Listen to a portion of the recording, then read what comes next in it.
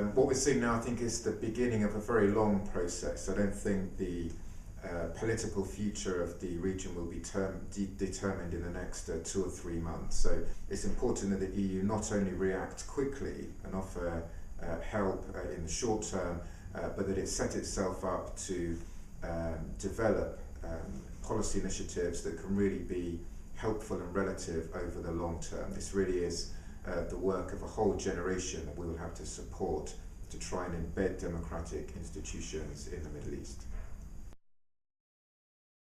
The European Union should not support only very limited partial reform. It's obviously the case that the EU needs to be generous now in supporting Egypt and Tunisia that have already thrown out their authoritarian leaders.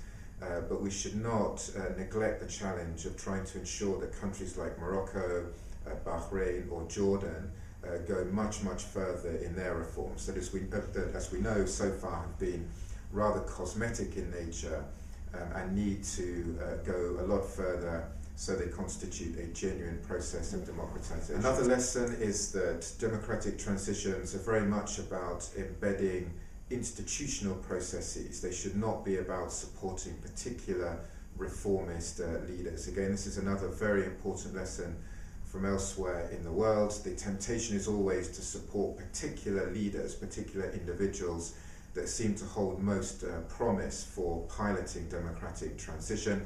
But where this leads donors, the international community, to neglect underlying institutional processes, this tends not to end very well. We also believe that the EU should be careful not to conflate supporting democratization with supporting Europeanization.